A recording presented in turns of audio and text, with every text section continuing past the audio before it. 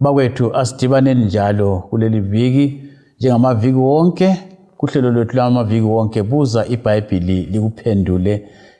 Olwamukelayo ngumfundisi uEsindlovu ngegama lenkosi yethu Jesu. Vumani ngingakamukela abafundisi abasincedisayo ngiphinde inombolo zocingo u0718444196. Lezi nombolo zocingo uyathumela umbiko wakho WhatsApp, uthola ibhuku Great Controversy, impikiswano enkulu.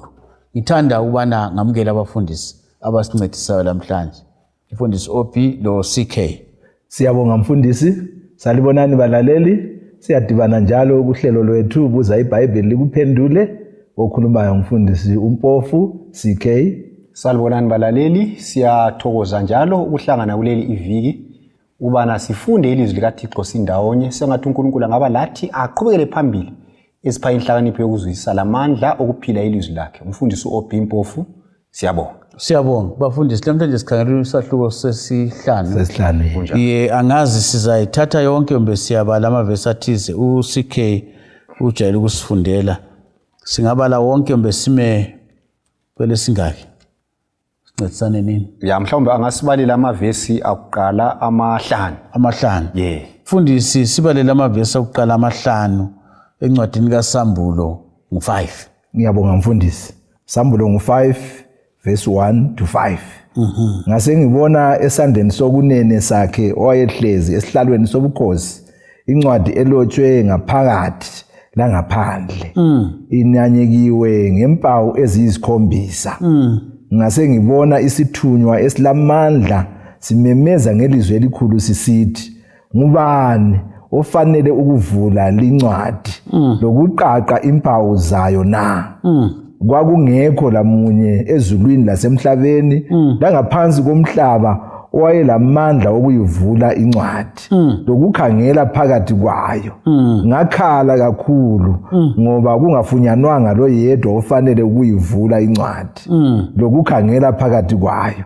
Verse 5, omunye wabadala wasesithi kimi, ungakhali ngoba sinqobile isilwane sesizwe sakwaJuda, impande kaDavida, ukuze siyivule lincwadi siqaqe lezi mpawu zayo eziyisikhombisa. Mfundisi OP, nasi incwadi. Siyabonga. Nasi incwadi akusivulele lincwadi ihamba njani? Siyabonga. So engxenye singagcizelela ukuthi sibonile ukuthi ku chapter 4 kukhanya kuvezwa uNkulunkulu uBaba. Ku chapter 5 lapha sesibona uNkulunkulu indodana. Lo moya ingcwele sisakhuluma ngayo. Ku chapter 4 lo 5 kuqhathekile khona sibona ubuthathu bukaNkulunkulu bonke. Ku chapter 4 simbonile uBaba lo moya oyingcwele. Lapha ku chapter 5 sesibona lo Jesu la enjani ekhona esihlalweni khonapha. So kuqhathekile khona. So isahluko ngo5 isahluko esigcizelela kakhulu umsebenzi owenziwa nguJesu, kumbe isahluko esigcwele kakhulu kuJesu lalokho akwenzayo ukuphumelelisa icebo lani losindiso. So lapha sihlangana lo Jesu ebonakala kunguye oyenelisa ukuqhaqha incwadi elempawu eziyisikhombisa. Mhlawumbe esayithinta kabanzi evikini elilandelayo lincwadi okuthiwa incwadi ya uJohane wakhathazeka kungala muntu onganjani ongayivula. So ngicabangela ukuthi kumele sikunanzelele ukuthi incwadi yayiqhakathekile ngoba yakhalisa uJohane. Ukuthi kuyinto engela msebenzi uJohane wayezapho ukuthi awula msebenzi. Kodwa wayekwazi ukuthi incwadi le kulento eqhakathekileyo emayelana locebo lwani lwesindiso. Yikho kumele yenze njani? Ivulwe. Yikho uJohane wakhathazeka. Kodwa siyabonga ngoba kwabonakala uJesu esihlalweni enguye ofanele ukwenza njani? Ukuvula lincwadi. So isahluko esiveza lokho ongenziwa kuphela nguJesu ukuze icebo losindiso linjani liphumelele. Ngingakayi ku CK mfundisi OP, akusithathele ngamafitshane abanye sazi incwadi antifaka phakathi kwenvelope kunjalo la kwasonvelope le into enjani ukuthi la sibe lo mfanekiso nje. Siyabonga kwakusiba incwadi athi bona umqulu wencwadi kuthiwa iscroll ngesikhiwo okugoqwayo. So incwadi eyayigoqiwe njengephepha eligoqiweyo ngingathatha iphepha lami leli ngiliyenze kanje so into eyayigoqwe kanje le njengephepha leli nje uligoqe nje so igoqwe kanje inanyekiwe ngempawu eziyisikhombisa ngendlela ngathi yayivaliwe ngempawu ezingaki eziyisikhombisa impawu kuyini singathi sellotape angazi namhlanje singathi isidindo esasitshengisa ukuthi lo ofakileyo leso sidindo uyavuma ukuthi le incwadi ngiyibone inanyekwa kodwa engikudingayo ukuthi kwakunameka angithi sasifaka istampa singakufaka ngolimi lwanamhlanje engisingathi istampa okuyenza inamathele kuyini phela okwakusenza ukuthi inamathele ukuthi incwadi leyi nekho nje sellotape ngolimi lwanamhlanje isitampa esinjalo umcabango ngokuthi into eyayivalile ukuthi into le ingasuswanga ngeke incwadi yenziwe njani ivuleke yiko kuthiwa zimpawu lezo I think sizazithinta kabanzi ivike zawo sesikhuluma ngokuthi vele okwenza uJohana asebenzise ulimi lona lolu kuyini okwavele kusenzakala ngaleso sikhathi siyabona endabeni yezincwadi senginqamulele siyabona akusincedise ukuthi kuthiwa uJesu impande kaDavida. Siyabonga mfundisi. Kutshoni khona. Siyabonga mfundisi wami. Sizafunda encwadini kaIsaya ngo11 ivesi ngelika 1 lelika 10. uIsaya ngo11 ivesi ngelika 1 ithi yona ke kuzavela ihlumela esidindini sika Jese. Kuphume ugatsha empandeni zakhe.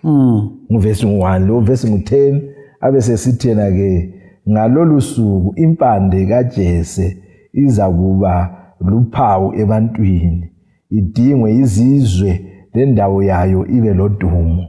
Isizathu esenza ukuthi uJesu bambize ngokubana ke uyimpande lehlumela lika Davida ukuthi vele ungakhangela usendo luka Jesu uvele uluvelela khona ngale kuJese onguye owazala ulokuzene uDavida. So ke lapha sivezela ukuthi umsindisi ngokuzalwa kwakhe kwalapha emhlabeni ezokwenza umsebenzi wokusindisa abantu ubuya ngenzalo kaJese lo Davida. Yiko kutsho ukuthi uyimpande kungaba lesizathu yini sokuthi lapha abizwe kanjalo nxa sikhangela yona lisahluke sisikhangele sencwadi le nanyekiweyo kukhona yini ukuxhumana lakho nokho kumbe kuphonga uqondana nje?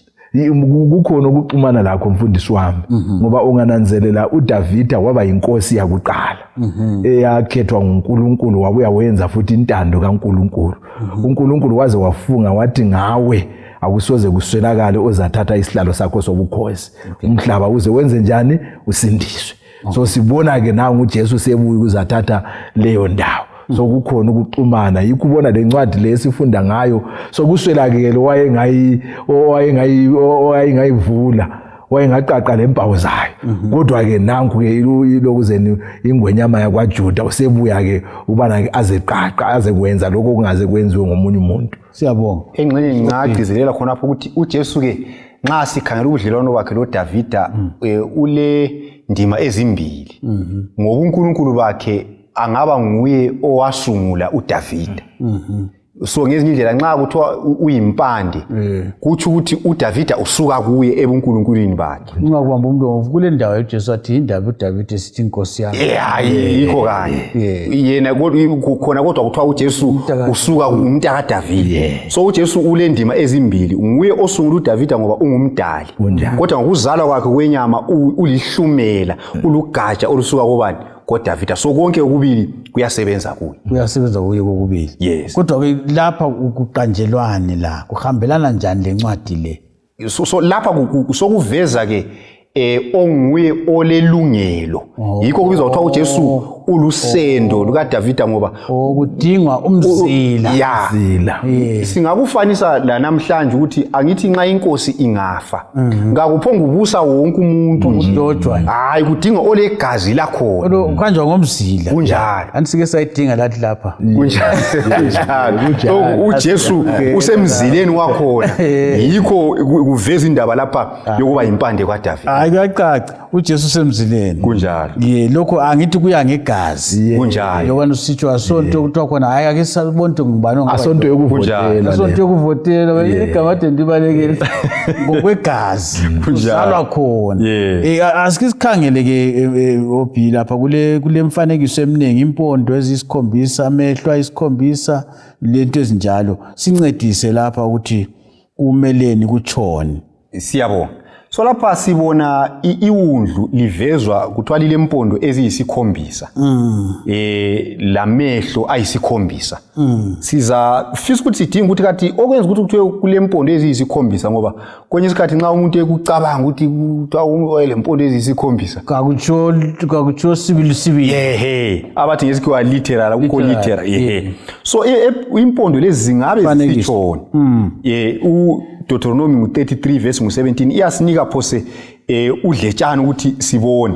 Ithi yona iBhayibheli ebukhosini njengenkunzi encane elizibulo impondo zakhe zinjengezenyathi ngazo uzagweba abhuqe izizwe aze agwebe lalezo ezisemaphethelweni omhlaba. So lapha kuvezwa ukuthi impondo lezi kuthiwa uyagweba ngazo abhuqe ngazo izizwe. So nxa ukhangela ngendaba yempondo indaba yempondo iveza amandla okubusa. So nxa kuthiwa lapha ulempondo eziyisikhombisa sike sathinteke inamba le usikhombisa ukuthi iveza ukuphelela. So impondo eziyisikhombisa lezi ziveza ukuthi uJesu ulamandla apheleleyo awukubusa lokwahlulela umhlaba. Ngesizathu sokuthi nguye ongubani ongumsindisi. Ungakuthola futhi indaba yokuthi impondo ziveza amandla ungabala futhi kumakhosi akuqala ngo22 ivesi ngelika 11. So impondo ziveza amandla then amehlo la isikhombisa aveza ukuthi uJesu ungumnini lwazi lonke.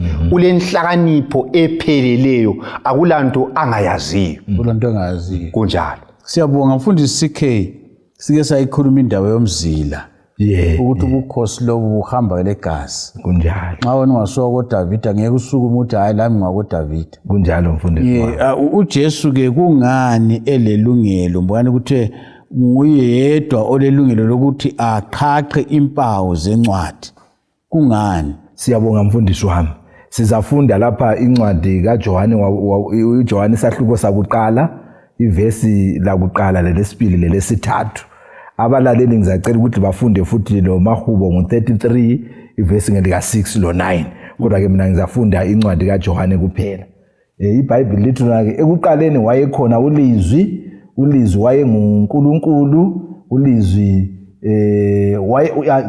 ekuqaleni wayekhona ulizwi wayenguNkulunkulu wayenguNkulunkulu yena wayenguNkulunkulu ekuqaleni zonke izinto zenziwa ngaye la ngaphandle kwakhe kakwenziwanga lutho kuko konke okwenziwayo. Uzananzelela ukuthi isizathu esenza ukubana ke uJesu abe nguye ofaneleyo ukuqaqa impawu zalincwadi ukuthi yayidinga umuntu olamandla okudala. Njengobana ke uJesu lapha siyamzwisa ukubana ke wayekhona ekuqaleni. Akula lutho olukhona olungazange ludalwe ngaye konke kwenziwa ngaye. So ke khonokho yiko kumnika ilungelo lokuthi phezulu kokuba abe ngumuntu wayelamandla futhi ukwenza njani okudala ngoba ngaye izinto zonke zadalwa ngaye.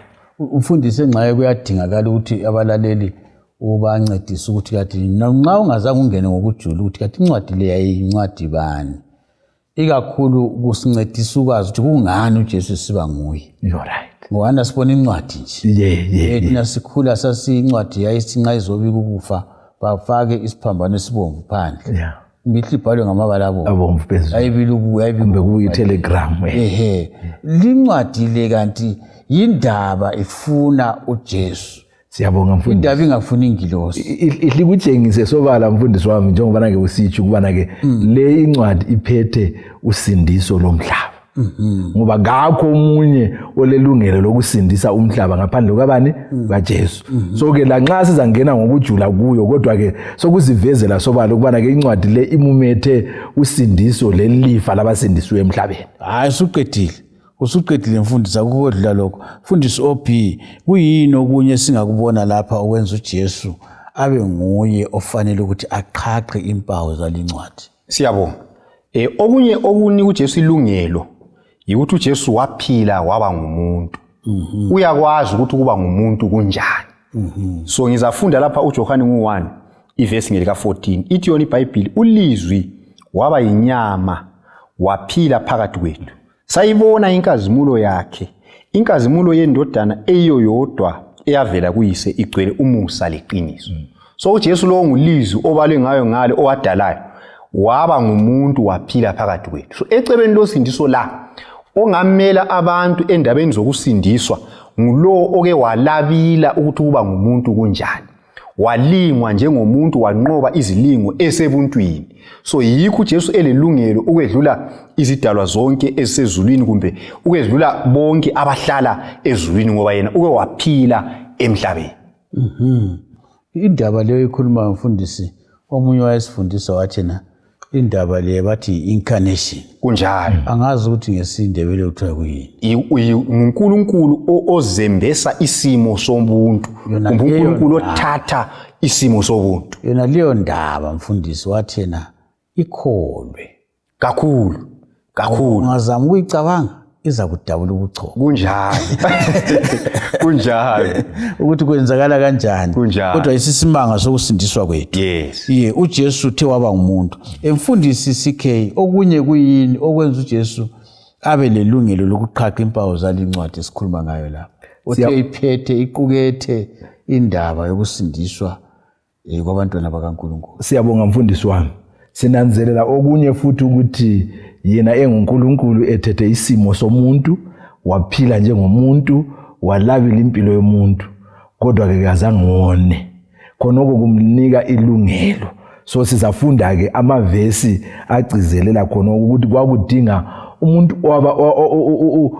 ophezulu koluntu obuye waphila impilo esiphila yansuku zonke walingwa ngendlela esilingwa ngayo nsuku zonke kodwa ke kufunyenwe kungela ngitsho lesono empilweni yakhe.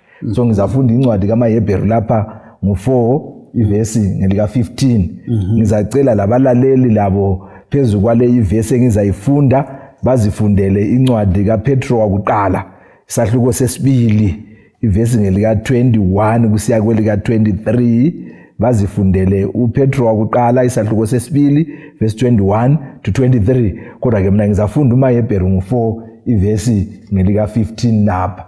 iBhayibheli lithi lona ke ngoba kasilaye umpriest omkhulu ongela kuzwelana lobuthakathaka bethu kodwa owalingwa kuko konke njengathi kanti gala sona. Lapha kukhulunywa ngoJesu njengompriest wethu osincengelayo osimelayo ongumhlengi wethu ukubana ke impilo yona le esiphilayo ukulamba khonokho esidlula phakathi kwakho lokuswela khonokho esidlula phakathi kwakho yena wadlula kuko konke khona lokho walingwa ngazo zonke indlela esilingwa ngazo kodwa ke isono kazange yenze isono so kwakudinga onjalo. Ngibona ngani mfundisi siyabe sibagubile abalaleli nxa singabatshelanga lokho nxa kade ukhuluma kule ngoma ekade ekhanda lami ngizwa ihlabela ethi asina sihlobo njengoJesu onjalo mfundisi wami. Ngibona ngani khonokho kuyancedisa ukuthi incwadi okhuluma ngayo iqukethe yonke into yethu kunjalo whether imithwalo yethu esiyithweleyo loba yini ehlupha abantu abaze bayazibophela kodwa incwadi lesi uJesu uyayikhaqha. Ngibona ngani khonokho kuyancedisa laba kakhulu mfundisi wami kakhulu asina sihlobo esinjengoJesu gakho mfundisi OP sincedise njalo ukuzwisisa ukuthi uJesu kungane emele aqhaqele incwadi. Siyabo ngikhangele uSambulo ngo5 lapha ivesi ngelika 9 ithi yona bahlabela ingoma entsha besithi wena ufanele uthatha umqulu lokuvula impawu zawo ngoba wahlatshwa kwathi ngegazi lakho wahlengela uNkulunkulu abantu bezizwana zonke lezindimi labantu kanye lezizwe. So lapha ngabakhonza ezulwini lapha sebeveza ukuthi wena Jesu kumbe undlu likaNkulunkulu ngofaneleyo ukuthi uthathe incwadi uqhaqhe lempawu zayo ngenxa yani ngoba wahlatshwa. So esinye sesizathu ezenza ukuthi uJesu abe lelungelo lokuvula incwadi ukuthi waba ngumhlatshelo wesono wazinikela ukuze sihlengwe thina kumbe ukuze sisindiswe. Ngaleso sizathu kulelungelo elokuvula incwadi ngoba nguye yedwa umsindisi owafela izono zethu. ngenye indlela mfundisi lawe uyavumelana ingoma ethi lifanele iwundlu kunjalo mfundisi ngoba lahlatshwa kunjalo yiyo ingoma yethu yaphakade yaphakade kunjalo lifanele iwundlu elahlatshwayo mfundisi CK sibanga ukuyiphetha kuyini okunye okuqhakathekileyo mbone ngazathi uzathinta indaba eyindaba ehluphayo kunjalo mfundisi okwenza uJesu xa sithabe lelungelo ukuthi ulelungelo elingelambuzo kunjalo ukuthi aqhaqhe impawu zale incwadi.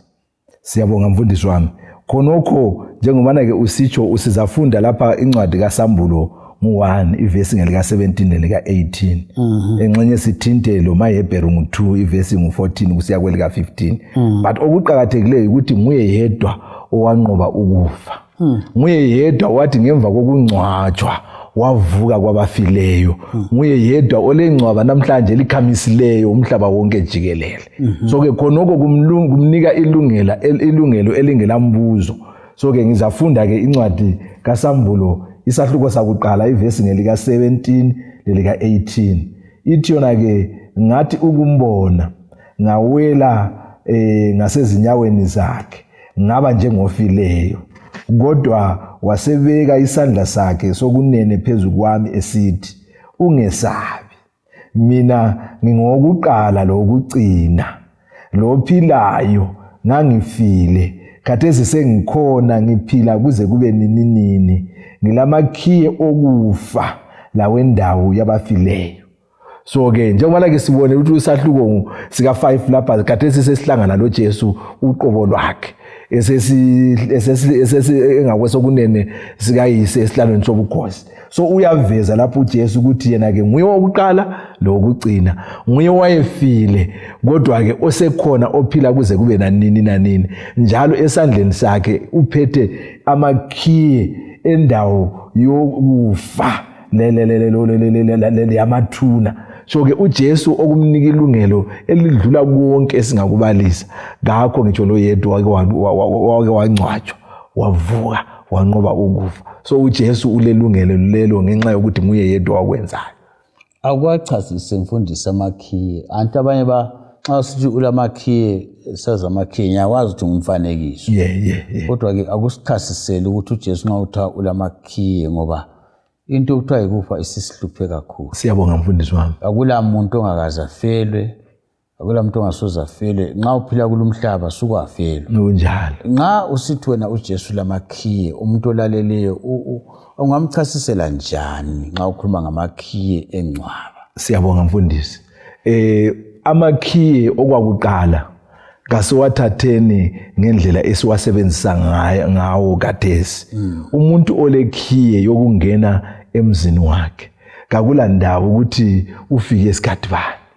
Uyafika ngaleso sikhathi afike ngaso afike enze njani avule angene kakula muntu ombuzayo. So amakhiye amnika ilungelo lokuthi wonke umuntu ofileyo emkhethile njengenkosi lomsindisi njengoba ke sike sakufunda emavikini adlulileyo ukuthi uJesu wavuka kwabafileyo ekufeni kwakhe esevuka esesiya ezulwini babadala labana abangama24 bayizithelo zakuqala zokutshengisa ukuthi wavuka kwabanjani kwabafileyo kusitsho ukuthi ngakho omunye ongavusa umuntu ofileyo aphile kuze kube nini nanini ngaphandle kwakhe uJesu nguye olelungelo lelo kuphela. Siyabonga ngakho ngibona niyogcizelela mfundisi ukuthi abantu abalele kuJesu uJesu ulelungelo lokubavusa. Ngibona into eduduzayo le kakhulu eqinisayo. Mfundisi OP sesibanga ukuthi sigqibe. Siyabonga. uJesu njalo ulelungelo lokuvula incwadi le. Ngoba nguye yedwa olezimo ezimbili. uJesu unguNkulunkulu ngokugcweleyo. Aphinde abe ngumuntu futhi ngokugcweleyo. Yekela ngifunde lapha lento yakudabulisa. Ngekuyizwisisa. Ithi umuntu ayamukele ngokukhona. Njengoba njalo. Kunjalo. Ithi yona uNkulunkulu walithanda ilizwe nguJohn 3:16. Ijwayelekile le. uNkulunkulu walithanda ilizwe kangaka waze wanikela indodana yakhe eyiyo yodwa. Ukuze kuthi loba ngubani okholwa kuye angabhubhi kodwa abe lokuphila okungapheliyo.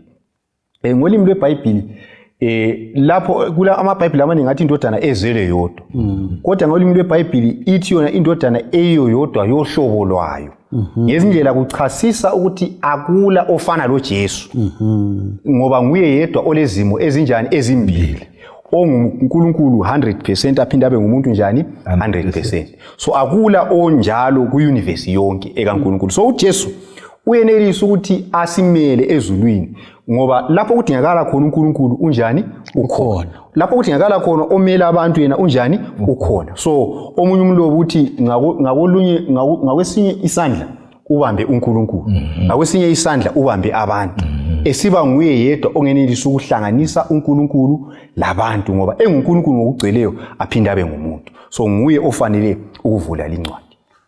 Bafundisi sesibanga ukuthi sigqibe indaba emangalisayo emnandi. Ngibona ngazathi kuhle abalaleli sibanike umdladla okwazi ukuthi silo Jesu kakhulu.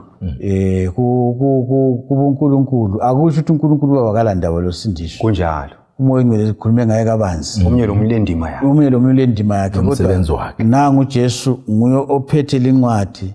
Kumbe kuthiwa istress mbe kunokusihluphayo nguye ovulayo. Kunjalo. Angazi singathi ngamafitshane masigqiba kuyini esinganika khona abalaleli ithemba lokuthi uJesu kabe ngumngane. uJesu kangabi omunye kuthiwa uzwa wathi uJesu yamazi wathi lingabuza komakhelwane mina kangimazi. Kuyini singakunika khona abalaleli ukuthi uJesu abe ngumngane oseduzane? Ngamafitshane mfundisi. Siyabonga mfundisi. uJohane kuSahluko chapter 5 lapha simbona ekhala ngoba sokuswelakele wayengaqaqa avule incwadi. Kodwa ekucineni sibona uJesu esenelisa. Zinengi izinto ezisikhalisayo lapha emhlabeni.